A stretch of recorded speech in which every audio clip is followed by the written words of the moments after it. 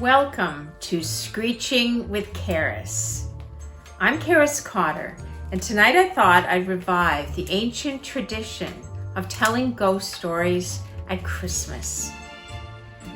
Christmas comes just after the winter solstice, the darkest time of the year. And in the old days, people believed that this was a time when the veil between the living and the dead was at its thinnest, and you could communicate with spirits.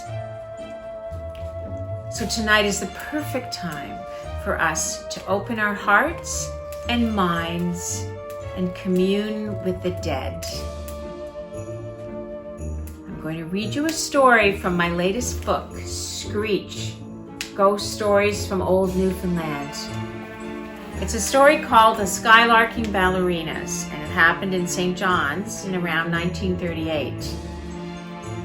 I first read this story in a book by Dale Jarvis called Wonderful Strange, and I was so fascinated by it that I asked Dale to put me in touch with the woman who told it to him. So one afternoon in St. John's, I went and I visited her in this beautiful house, and she gave me some tea and cookies and told me the story.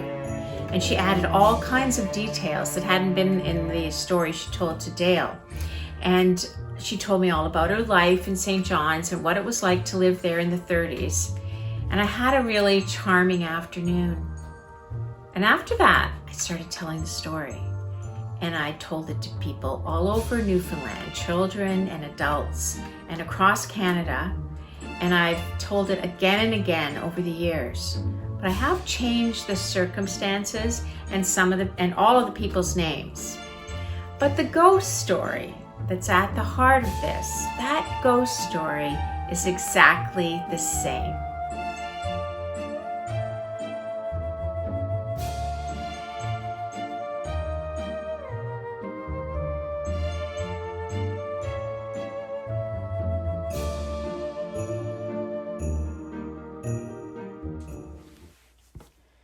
The Skylarking Ballerinas, St. John's, 1938.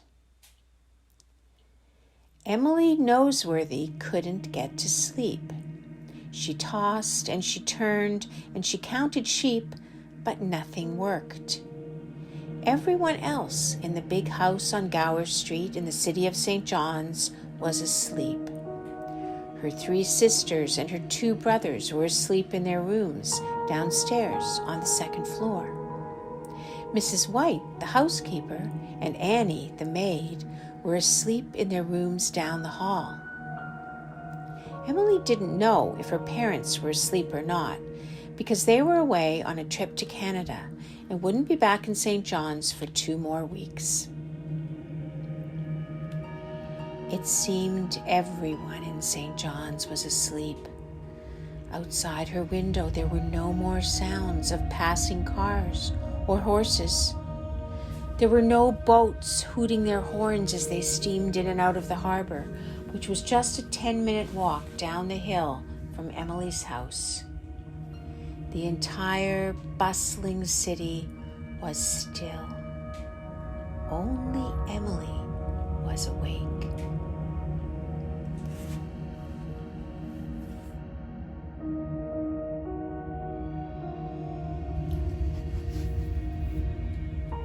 Emily missed her mother and father. They often traveled on business, going by ship to Halifax and then taking the train to Montreal or New York. When they were gone, Mrs. White kept everything in the house going just the same as when they were home, but still Emily missed her parents.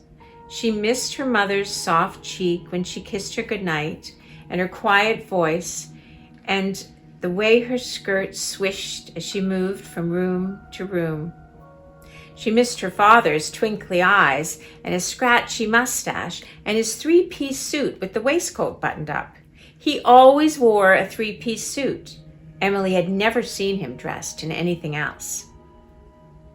Just before Emily's parents left on this trip, her father had looked sternly at his 4 daughters and said what he always said whenever he said goodbye to them. "No skylarking." This was one of his favorite words. It meant any kind of irresponsible behavior that was loud, noisy, undignified, or undisciplined. In other words, fun. As if they'd have time for skylarking, thought Emily, with Mrs. White keeping them on the run from meals to school to homework to playtime to bed. Emily was 6 years old, in grade 1 at Mercy Convent School on Military Road, a few blocks from her home on the west end of Gower Street. In those days, that end of Gower Street was very dignified and elegant. Doctors and businessmen lived there, and their children were carefully brought up to behave like young ladies and gentlemen. Skylarking was frowned upon. But tonight, Emily couldn't sleep. The house was very quiet. Downstairs, the grandfather clock chimed the quarter hours, the half hours, and the hours. A dim glow came from the hallway outside her door, where the lamps were turned down low. There was just enough light for her to make out the banister and the staircase that led up to the roof. This staircase was to be used only in case of fire, her father said. There had been a terrible fire in St. John's when he was a boy, and he wouldn't live in a house that didn't have an escape route. Emily yawned. The clock began to chime again, and she counted 9, 10, 11, 12, midnight. She had never been awake this late before. Just as the last chime faded away, Emily saw something flit past the open door of her room. She sat straight up in bed and stared at the doorway. Sure enough, a few seconds later, something else flickered past the door. It moved so quickly, she couldn't tell if it was a light or a shadow or a person or... Then Emily did something that was either very brave or very foolish, depending on your point of view. She threw back the covers, jumped out of bed, and ran to the doorway to look down the hall. And there she beheld the most marvelous sight. 7 little ballerinas were dancing in her hallway. They were the sweetest little girls, about 3 or 4 years old, dressed in pink tutus with pink ballet slippers tied round their ankles with long pink ribbons, and their hair fastened into buns on the tops of their heads. They twirled and spun and danced along the hall and up and down the staircase that led to the roof. A strange, pale light seemed to shine all around them. Emily thought this was just about the most wonderful thing she had ever seen. She watched as the last one passed her and then looked down the dim, narrow hallway to see if there were any more coming. A worn, dark red carpet disappeared into the murky darkness at the end of the hall. There were no more ballerinas, but there was something else. A tall, dark shadow was moving slowly towards her. A shiver began at her toes and ran swiftly up to the top of her head, making her scalp tingle. For the first time that night, Emily felt afraid. She wanted to let out a screech and run back to her bed and hide under her covers. But because she was either very brave or very foolish, she didn't. Instead, she stood still and looked up at the black, shadowy figure. And as she looked, the figure came into focus, and Emily saw that it was a woman wearing a long black dress. Her skin was very white, and her thick, dark hair grew to a point in the middle of her forehead. She smiled down at Emily with such a kind, loving expression that Emily smiled back, and all her fear drained away. The woman glided by and herded the little ballerinas up the stairs, where they all passed through the locked door at the top, as if they were smoke drifting off into a dark sky. Emily, very pleased with her exciting night, went back to bed and promptly went to sleep. The next night, Emily stayed up late, hoping to see the ballerinas again.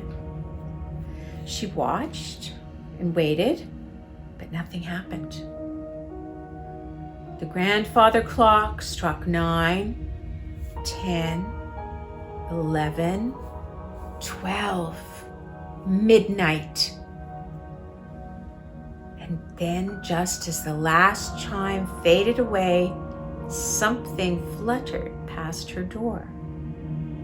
She jumped out of bed and ran to the hallway, and there they all were again, the 7 little whirling, dancing ballerinas, followed by the tall woman dressed in black with the kind eyes. A soft light glowed around them.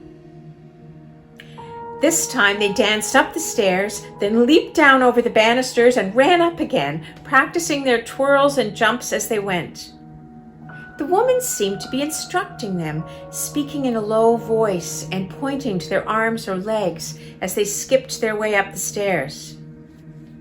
As before, when they reached the top, they vanished through the door like smoke.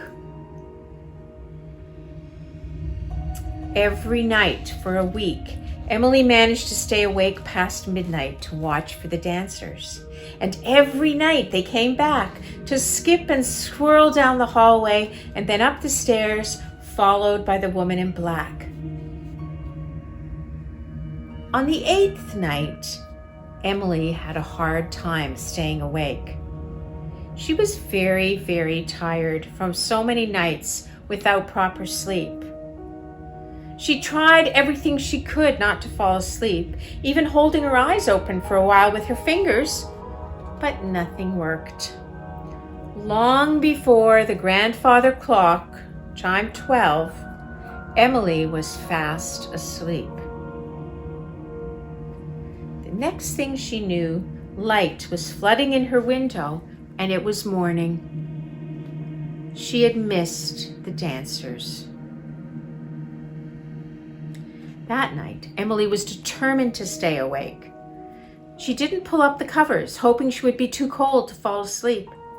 She pinched herself whenever she felt her eyes closing. She sat up in bed, shivering and listening for the grandfather clock. Finally, it struck 12, and as the last chime faded away, Emily stared at the doorway. But nothing flickered by. She stared and stared, but nobody came. Finally, she got up and walked over to look down the hall. It was empty. Emily went sadly back to bed, and after a while she slept. She never saw the beautiful little ballerinas or the lady with the kind eyes again.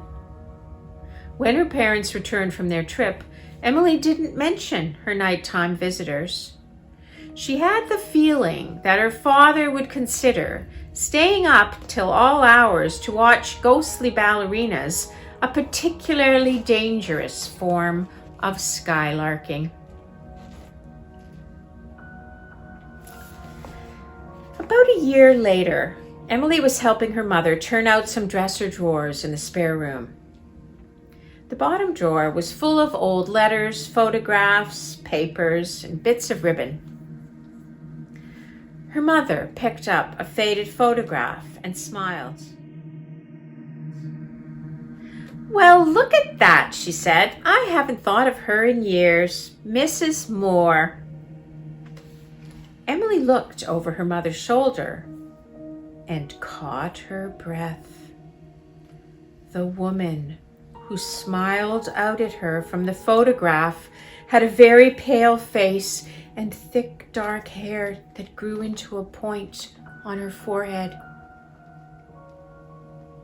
It was the same woman she had seen in the hall with the little ballerinas. "Who is she, Mother?" she whispered. "Oh, Mrs. Moore was an old friend of my mother's. She lived in this house for a while. Died long before you were born." Did she teach dancing?" "Dancing? What a strange thing to say. No, not that I know of." Why is her hair like that?"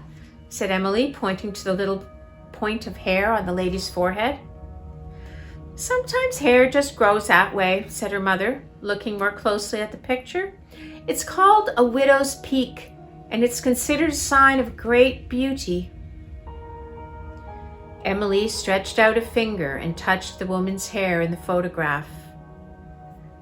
"She is very beautiful," she murmured, "and she has such a kind smile." "Yes," said her mother, putting the photograph down and reaching into the drawer for more things to sort. "I always liked Mrs. Moore. She was a real lady." So now Emily knew who the ghostly woman was, but she never found out where the ballerinas came from. And she never forgot what happened on the 3rd floor of that old house on Gower Street when she was 6 years old and her parents were away on a trip. The vision of the Skylarking Ballerinas stayed with her forever. The end.